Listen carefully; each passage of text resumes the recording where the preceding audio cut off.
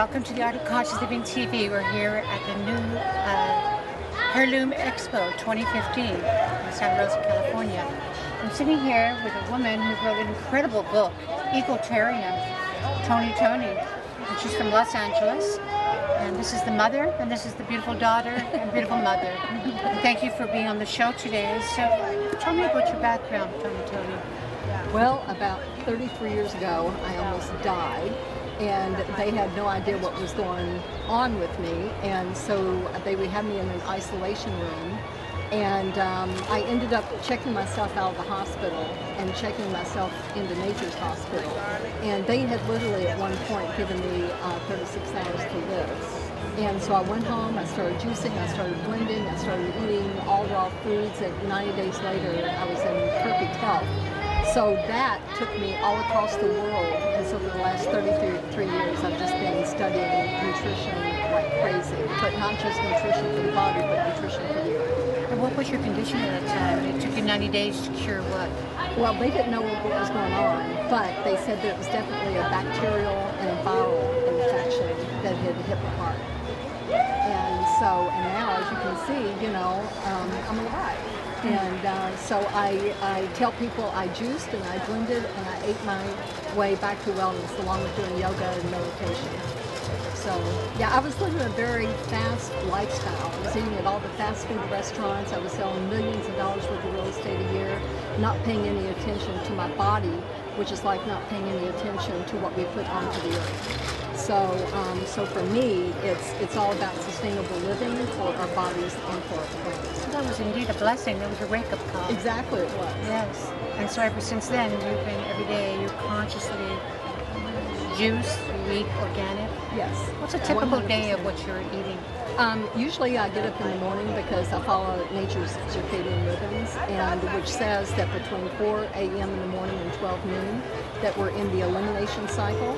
So if I eat anything in the morning, it's generally fruit, and then from 12 until 8 o'clock at night, we're in the consumption cycle, which is when we're supposed to consume foods, and then we're in the assimilation cycle between 8 p.m. and 4 o'clock the next morning. So I believe that when we follow those cycles, that we're going to be living a sustainable life. And so at 12 noon until 8 o'clock at night, I eat, mostly raw salads.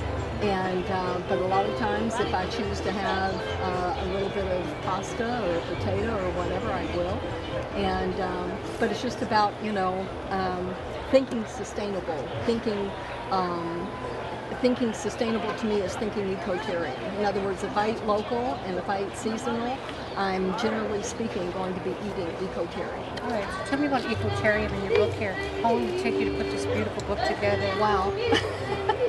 33 years. 33 years. But actually, in the post-production of it. In the post-production, it took me about 2 years. 2 years. Because I used to own a vegetarian restaurant, so I became a proficient raw food chef and cook as well. And do we have recipes in here? We do. We have about 40 recipes. Yeah. And where can people get the book? Is it on Amazon? It's on Amazon. And on your website? And on my website. What's your website? Our website is Toni Toney, which is ToniToney.com. Okay, wonderful. So let's get to your beautiful daughter here. What's going on with you? And today you're here for a whole other reason to support the Heirloom Festival. Yeah, so Demeter is who I work with, Demeter USA, and there are divisions of Demeter all around the world. And who are they? Demeter is an organization that codified the teachings of Rudolf Steiner when it came to the agricultural process. So there was a time that farmers were seeking help from Rudolf Steiner because they were seeing a decline in seed fertility and a lot of problems on their farm because of the advent of chemicals and industrial agriculture when it started to come to the farms, and that was in Germany. And for those who don't know about Rudolf Steiner in the 1930s, let's speak about him. Well, a lot of people can relate to Waldorf School because it's the fastest growing school education system in, I think, the U.S. now. And but Rudolf Steiner was a noted philosopher and scientist for his time. Great visionary. Yeah, very great. Yeah, definitely. I mean, he was able to see the detriment that would be happening on a farm if that continued down the road that industrial agriculture brought forth. We're seeing that today.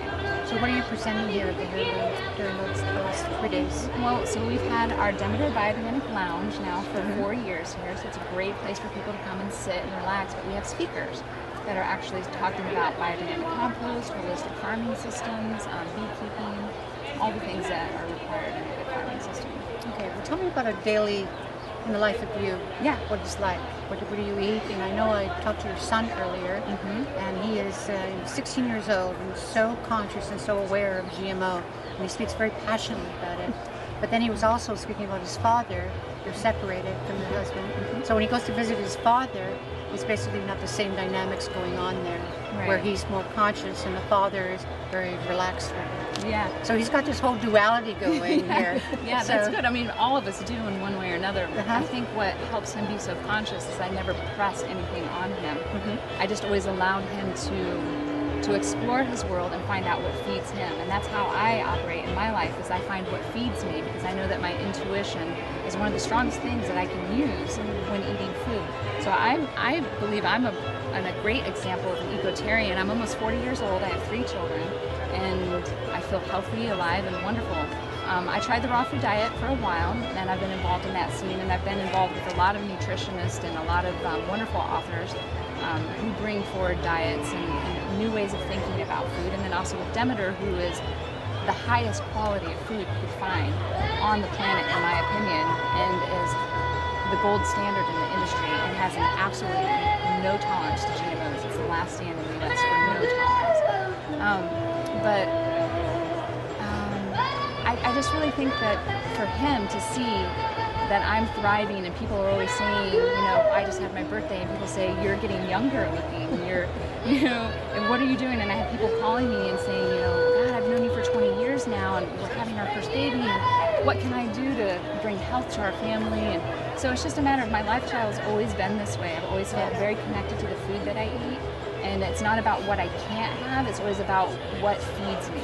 So did you find this at the same time as your mother, or did you follow in your mother's footsteps, or who first embraced this lifestyle first? I think our souls are just very similar. Yes. Yeah, that I came in with it, and here I am. You came in with it, knowing about the it. knowledge. And you pass it on to your kids and their generation, and they're passing it on to their so on and so on. And they know how they feel when they eat that, because he says, Mom, sometimes I'll have like a Dr. Pepper because everyone else is having one and it tastes so good. He goes, but then I feel like crap afterwards. Yes. So Opposed to drinking what? Yeah. I'll take Gerolsteiner, like the sparkling water, and get organic liquid stevia, and make sodas that way for the kids, like a vanilla stevia, or put some orange oil in it, organic orange oil with vanilla, and you can make an orange creamsicle soda, and you're hydrating yourself and actually feeding your body rather than taking it away, and it's good water. No corn syrup in there. No corn syrup.